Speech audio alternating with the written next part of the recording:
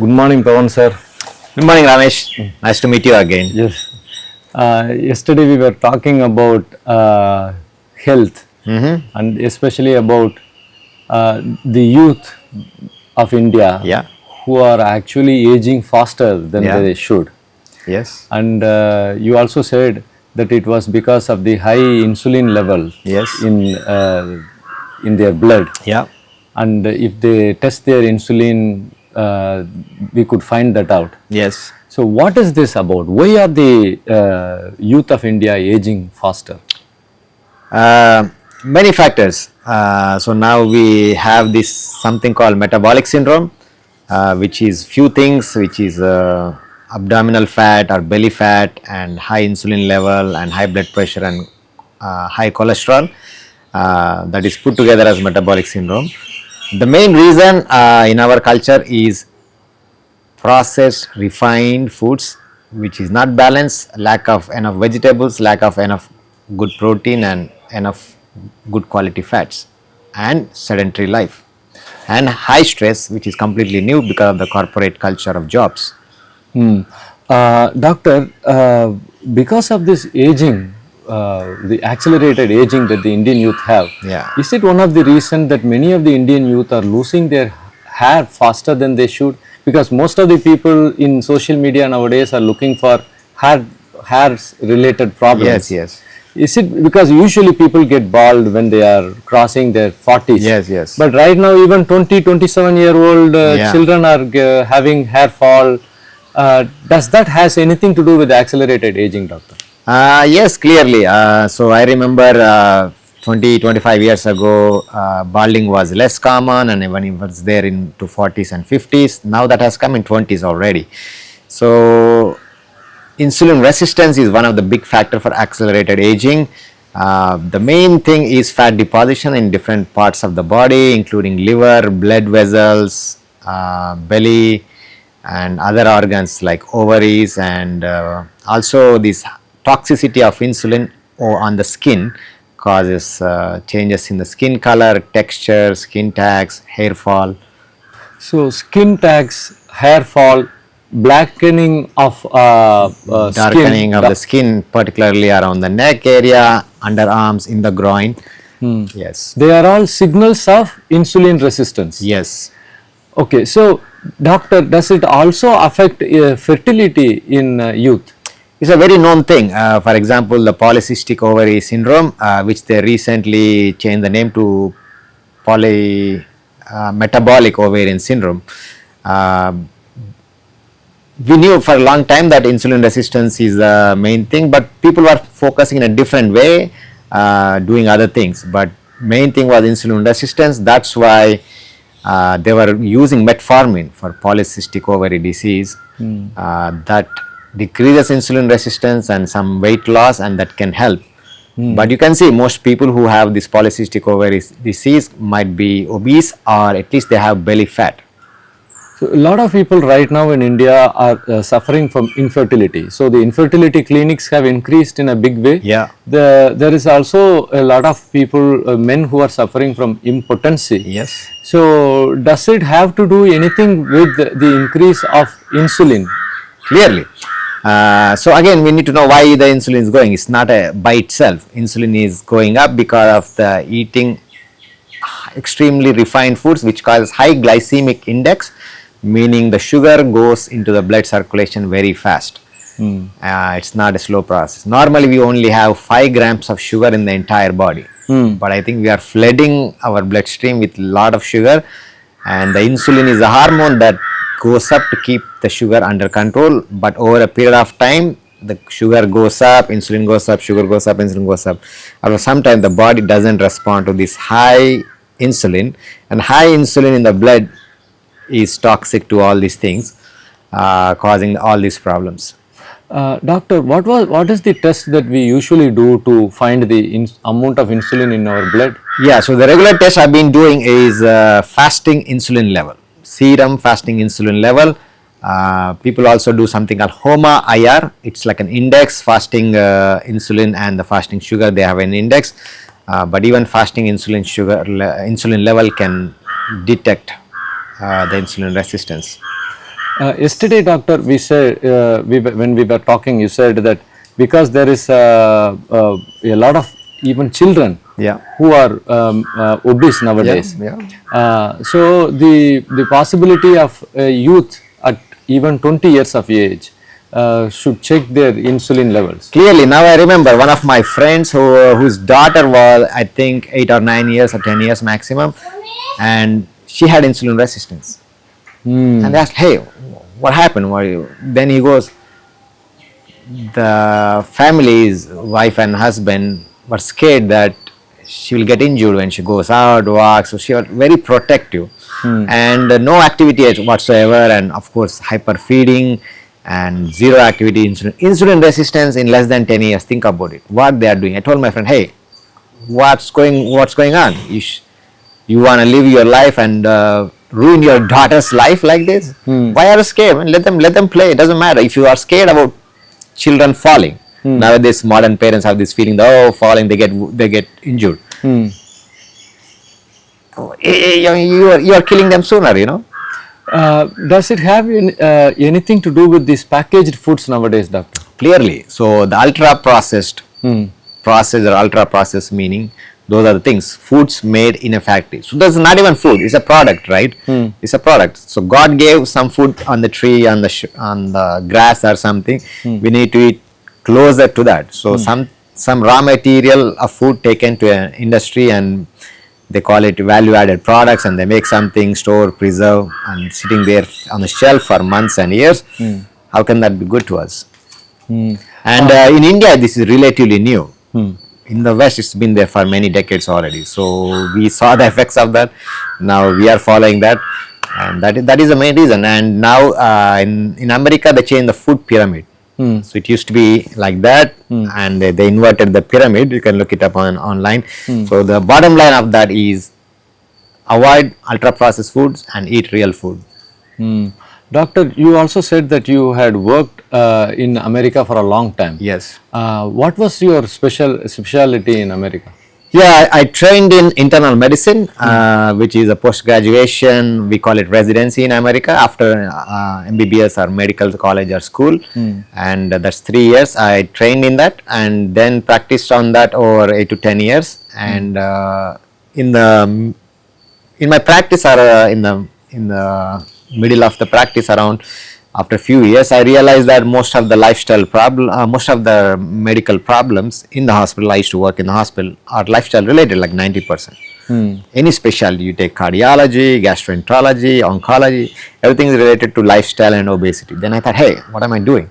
So then I looked into my own health, and I felt, hey, I'm not the healthiest. So then focused, one thing led to the other.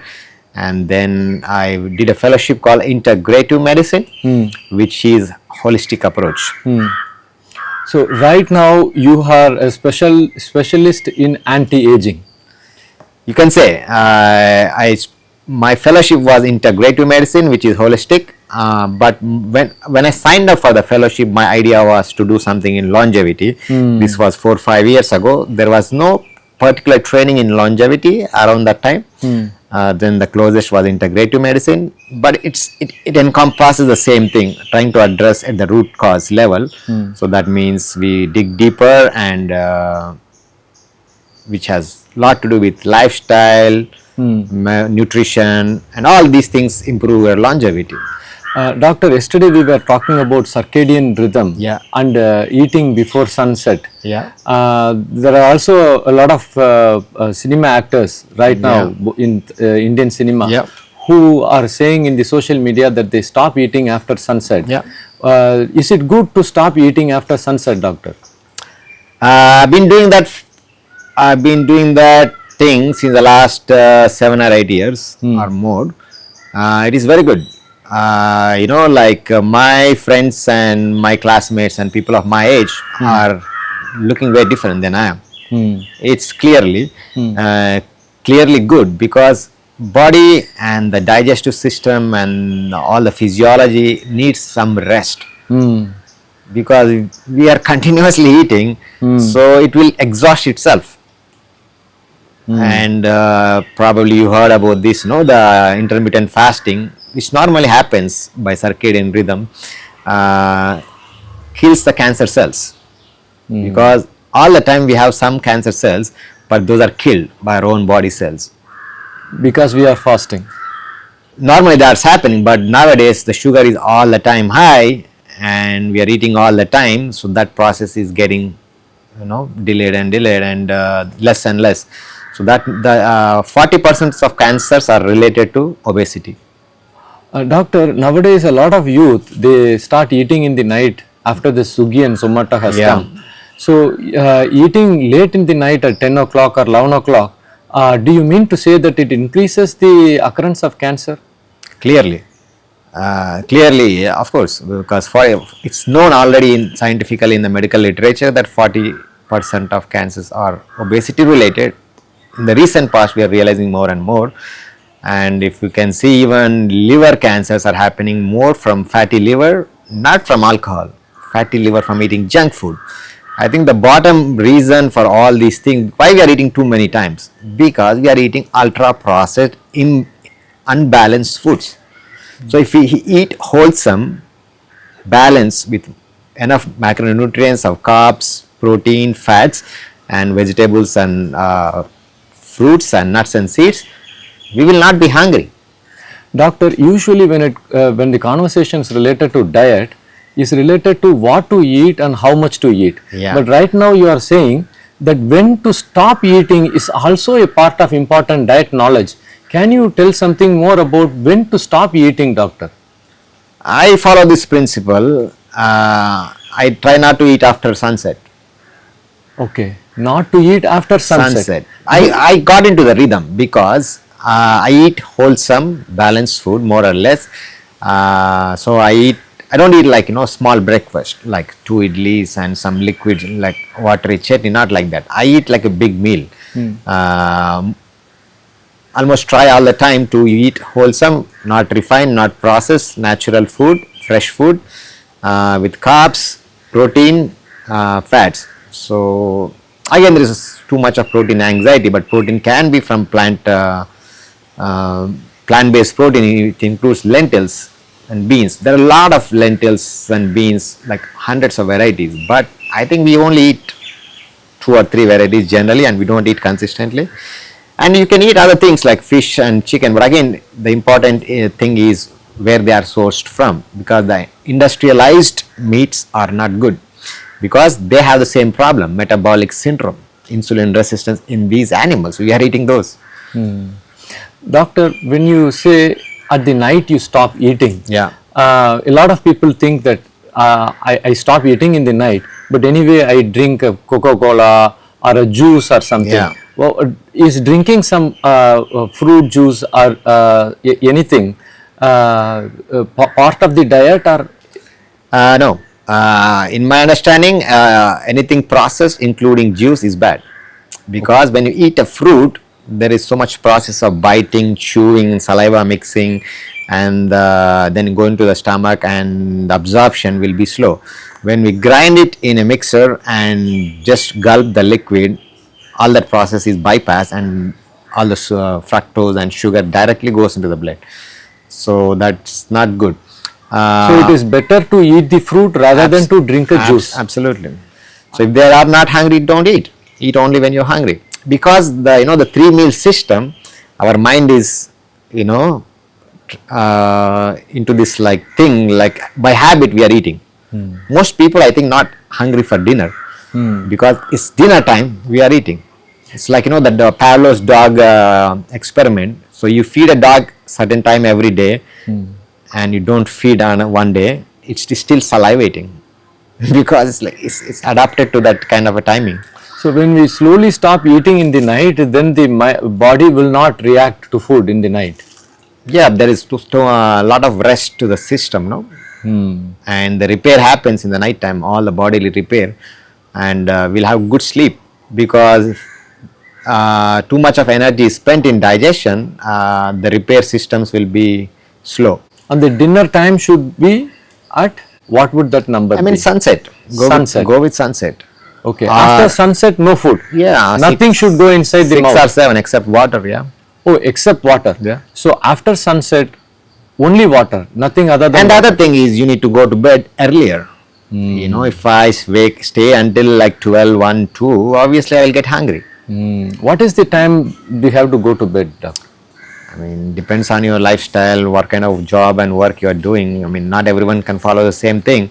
But for best health, circadian rhythm. But let's say people need 7 to 8 hours of sleeps and wake up early in the morning. So that means by 9 they should go to bed. By 9. 9 or 10 max. Yesterday you also talked about cortisol. Can you tell something about it, doctor? Yeah, cortisol is a hormone in our body secreted through the adrenal glands, but also controlled by brain. The hormonal system has a connection with the circadian rhythm. So even we hear, right, women's mood and hormones depends on the moon.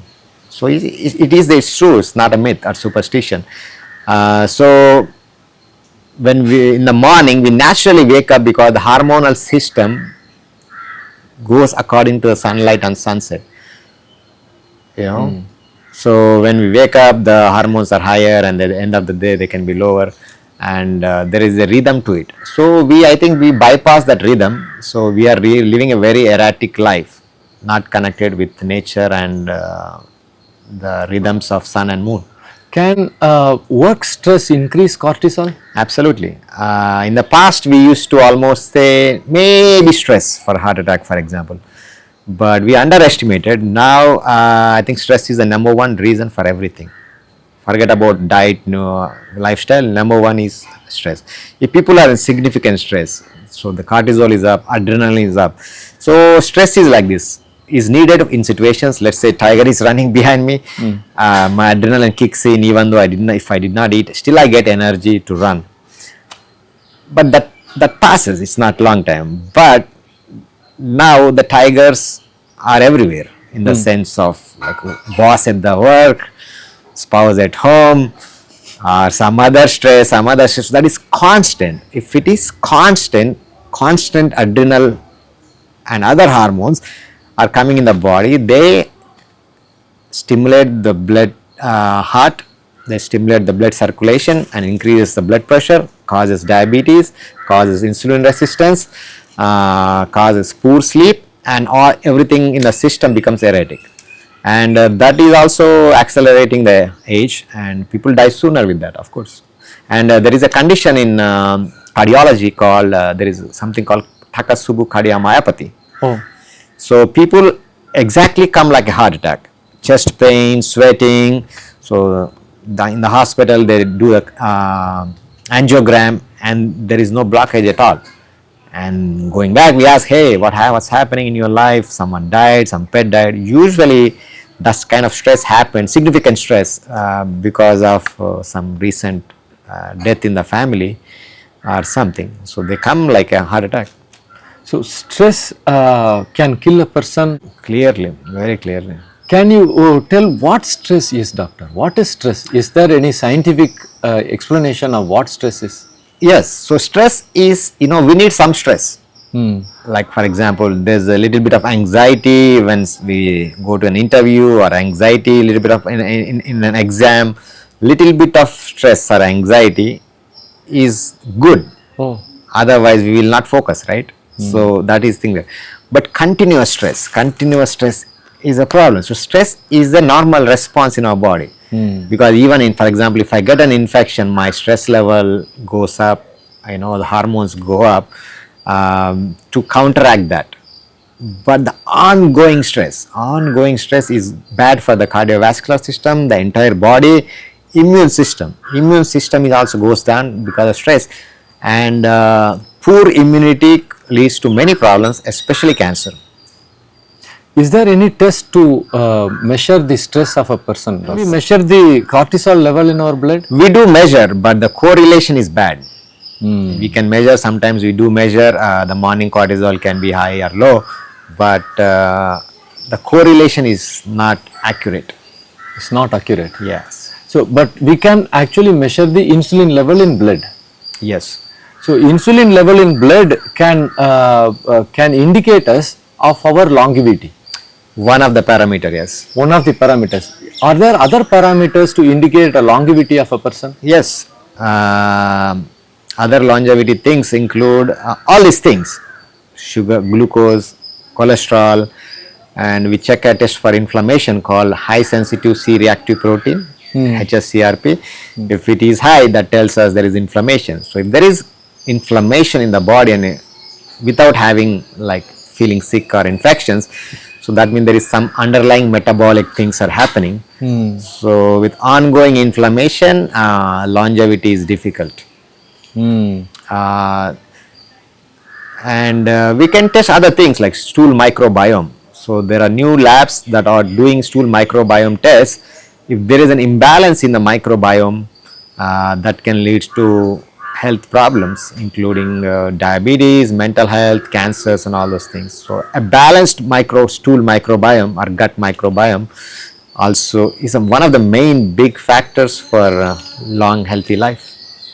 So you are talking about a lot of things like stool microbiome. So what we eat, how much we sleep, what is our regular life, stress, all of these things are important. But can you tell us 3 things that as a normal person we should follow to try to increase our lifespan, doctor? Yes, 3 things if you want me to say. I would say the first thing will be nutrition, which is wholesome, unprocessed, balanced diet, meaning a lot of people think that we should eat less. I don't think that's a holistic approach. We should eat different things. So God has given many things on our planet, but I think we are not eating all of them on a regular basis. In a plate, have a little bit of that, little bit of this, little bit of this. Like balance means different ingredients. So I think modern day problems are a lot to do with modern day malnutrition because of low quality of foods and also not eating enough of different foods. That's the most important thing. That's number 1. Number 2 is sleep. We call it restorative sleep. Depends on what that sweet spot is. For example, my sweet spot of good sleep is 8 hours. Someone's might be less, someone's might be more. So 7 to 8 hours. So good restorative sleep without distractions. That's very important in a society like this. Less sleep is encouraged, rewarded, which is very bad. I have met many people in Auroville also who came after a health crisis, like sleeping 2 hours a day. They had a stroke. Hey, what happened? Oh, I was only sleeping 2 hours a day. Why? Like things like, I got award for employee of the month or something like that, and maybe some cash reward, something. But you could have died. So we, in the recent past, we also did not think sleep and health is connected, but it's clearly, extremely kind of most important thing. That's the second one. The third one, I would say movement. So we have hands and legs, we should keep moving. So we are exactly doing the opposite. We are not moving, we are like a couch potato all the time, using some kind of vehicle all the time to go. We are not walking, we are not taking the stairs. If you go to the airport, you observe how many people are taking the stairs. I mean, they are active young people.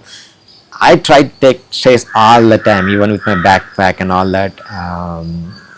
Small things, we don't have to do big things, small changes. If you try this, if you go to the airport, try to take the stairs. That makes a huge difference. So keep moving instead of sitting is more important than doing a big exercise in a gym. I mean, exercise is good, but the idea is, okay, let's say they say 1 hour of vigorous exercise, and what about the next 23 hours? So keep moving. Keep moving is the biggest thing. Even if you see the blue zones, people who are living more than 100, one of the main component is movement. Doctor, in today's society, wealth, fame and power are symbols of success. Health, contentment has not been a symbol of success in India right now. What is the actual symbol of success, doctor? A human being to be successful, in your definition, what is a successful life, doctor? Yeah, that's a very important thing which I think about all the time. Success is living healthy, energetic, vital life and do whatever you want to do. More than money, because I know many people who are rich, but they are very poor in terms of life. In terms of money, they are rich, but in terms of life, they are very poor. And it's a very common thing, very common thing. So that's why I'm doing what I'm doing, because I want to have a rich, prosperous life, not only money, in every other way. What is a rich life, doctor? Yeah, rich life, as I said, having a strong, healthy body and mind, and ability to do whatever you want to do, and the freedom. So that's, I think I kind of achieve that. So now I'm the best shape of my life. I am doing whatever I want to do. Hey, this week I'm going to US and then going to Russia. Then I climbed Himalayas and I did all adventurous things like bungee jumping, river rafting, horse riding. So I don't have any restriction in my mind, because I'm physically fit, number one, and traveling and exposure with my good health led to all the possibilities. Normally we sit at home and think that, oh, that is not possible, this is not possible, more in the mind. It was very nice talking to you, doctor, and it was absolutely inspirational. Thank you very much, doctor. Yeah, thank you so much for interviewing me, and appreciate that you started your own health journey towards better health. Thank you. Thank you.